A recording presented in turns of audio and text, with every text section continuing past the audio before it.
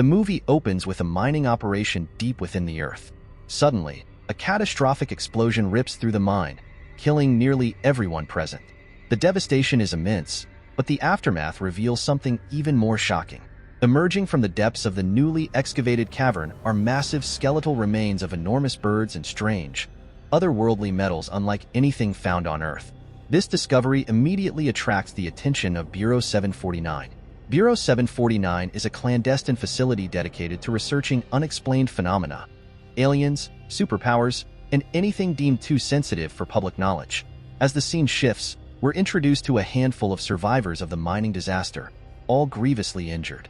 Some succumb to their wounds in the hospital, but one pregnant woman survives long enough to give birth before passing away.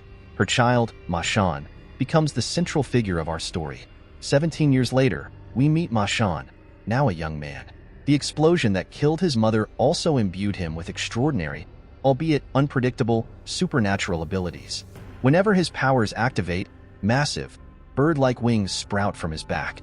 Mashan, however, has no control over these powers. They are as much a mystery to him as they are to everyone else. Mashan lives with David and Julia, the former heads of Bureau 749, who adopted him after the accident. David, having witnessed firsthand the Bureau's methods, has kept Mashan's existence a secret, fearing they would treat him as a lab rat rather than a person, exploiting his powers for their own gain. David loves Mashan like his own son and has developed a special medication to suppress Mashan's volatile abilities. David begins monitoring Bureau 749's current research and is alarmed to discover they're dealing with a dangerous new threat, a colossal sea monster that triples in size every day. The Bureau's attempts to study the creature involve analyzing water samples taken near it. These samples reveal the presence of smaller, but equally terrifying, versions of the monster. Even these miniature versions are incredibly dangerous, capable of possessing and consuming creatures many times their size.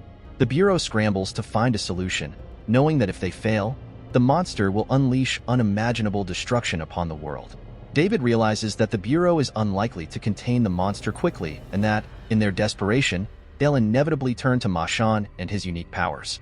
He desperately wants to protect Mashan from the Bureau and preserve his normal life, but his fears are realized when agents arrive at their home to take Mashan. Anticipating this, David and Julia have already planned an escape. Julia creates a diversion, leaving Mashan alone on a road with his skateboard. He races towards the subway, hoping to disappear into the city. He boards a seemingly empty train, only to discover that this was a trap. The train is devoid of other passengers, a clear indication that the Bureau anticipated his escape route. On the train, Mashan encounters Jenny, a girl from his past. They grew up together at the Bureau before David adopted Mashan. Seeing a familiar face eases Mashan's fear. Jenny was the only one who didn't mock him for his strange powers and wings. Reunited, they arrive at Bureau 749. Mashan is intimidated by the sight of massive, contained sea creatures and other monstrous specimens being studied. He's greeted by other individuals with superpowers, people he knew from his childhood at the facility. Mashan is brought before James, the current head of Bureau 749. James reveals the growing threat of the sea monster and believes Mashan is the only one who can stop it. He explains that the monster is somehow connected to the mining accident that gave Mashan his powers, the same accident that killed his mother. He emphasizes the similarities between Mashan's abilities and the monster's, suggesting that Mashan is uniquely equipped to defeat it and save the world. Mashan, however, has no desire to be a hero or save anyone. Infuriated, James threatens David and Julia's lives, forcing Mashan to comply. He's immediately subjected to a series of experiments. Placed in a large glass enclosure, he's attacked by remotely controlled orbs designed to provoke his powers. Despite repeated hits, Mashan's powers remain dormant. The scientists fear for his life, but James, coldly indifferent, orders more orbs into the enclosure. As the relentless assault continues, Mashan flashes back to his childhood, remembering how his powers would activate when he was angry. Fueled by a surge of rage and the instinct for survival, his powers finally ignite.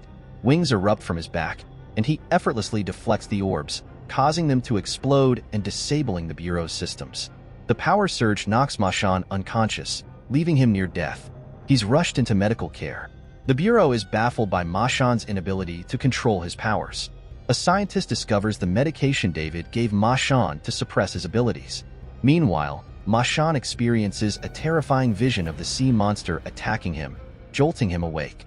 His condition deteriorates, and he decides to escape. James, monitoring the security cameras, seals all exits and threatens to kill David and Julia if Ma Shan tries to flee again.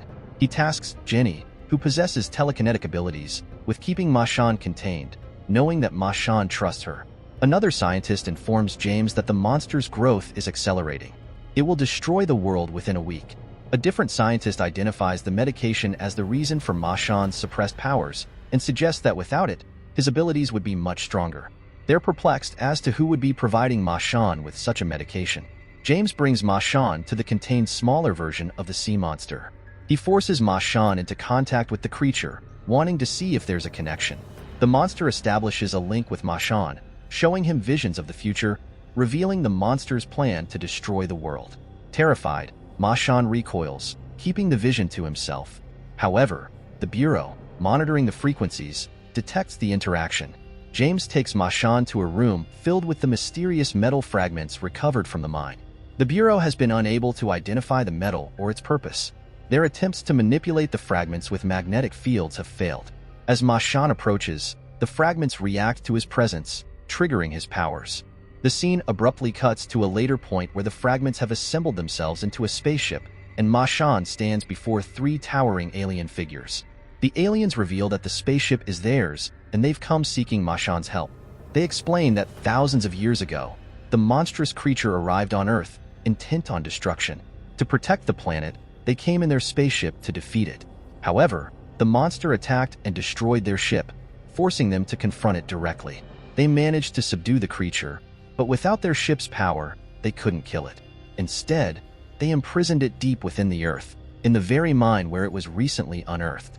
The aliens explain that the explosion released the monster and imbued Ma Shan with both the power of their spaceship and the monster's DNA, absorbed by his mother during the blast. This unique combination makes Ma Shan the only one capable of defeating the monster and saving the world. Back in reality, Ma Shan snaps back to consciousness, his powers fully activated. Giant wings spread from his back as the spaceship fragments begin to coalesce. Simultaneously, the contained smaller monster weakens, a clear sign of the connection between Ma Shan and the spaceship.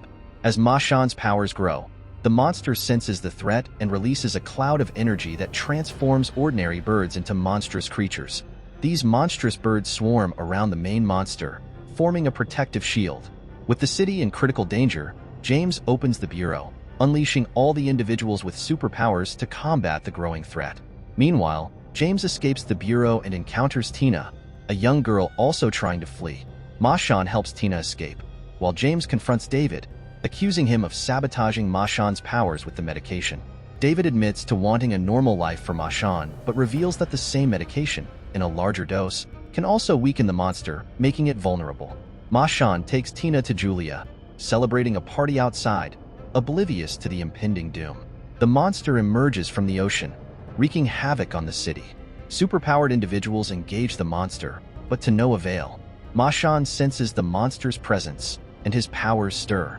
He takes the suppressing medication, but Tina has secretly switched it with an activator. Ma Shan's powers surge uncontrollably, his wings igniting in flames. James arrives, revealing his collaboration with Tina. Ma Shan, feeling betrayed and humiliated by the crowd taking his pictures, tries to escape. Bureau agents attempt to subdue him, but his powers break free, destroying the containment device. He escapes the Bureau's grasp. James, assuming Ma Shan has gone to David, confronts him. David provides James with a large dose of the medication to weaken the monster. However, James knows that even weakened, the monster will still require Ma Shan's intervention. David, reluctantly, reveals Ma Shan's location, atop a building overlooking the city. David confronts Ma Shan, revealing the truth about his upbringing and the Bureau's involvement. He implores Ma Shan to embrace his destiny and save the world. Ma Shan, feeling betrayed by everyone, including David, flies away. David and Julia, knowing the risks, fly a helicopter loaded with the medication into the monster's mouth, sacrificing themselves to weaken the creature. Ma Shan, now flying towards the Bureau, is attacked by the monster birds. James arrives in a helicopter, rescuing Ma Shan and taking him to the Bureau. Ma Shan begins rebuilding the spaceship's core, the key to defeating the monster. The monster, now recovering from the medication, senses this and advances towards the bureau, its monstrous bird minions attacking the facility. James, fighting off the creatures, crashes his helicopter, sacrificing himself to protect the bureau and the mission. Inside, Ma Shan almost completes the core when a tentacle smashes through the building, grabbing Jenny. Ma Shan throws the core upwards and rushes to save her. Jenny, using her telekinesis, pushes Ma Shan away, urging him to focus on the monster. Just as Ma Shan reaches for the core, the monster impales him with a tentacle. Everyone watching believes the fight is lost. Ma Shan has a vision of his birth, his mother acknowledging his powers and expressing her hope that he would be a savior, not a destroyer. This memory strengthens his resolve. Despite being impaled, he activates the core, which absorbs the monster, reclaiming the stolen energy and completing the spaceship. The three aliens appear, commending Ma Shan for his bravery and thanking him for defeating the monster, a feat they couldn't accomplish themselves. They entrust him with the future safety of Earth before departing in their restored spaceship. In a post-credit scene, Ma Shan, fully recovered, is celebrated as a hero. Paintings depicting his victory over the monster are displayed in a museum, his story becoming a legend. And so, the story concludes.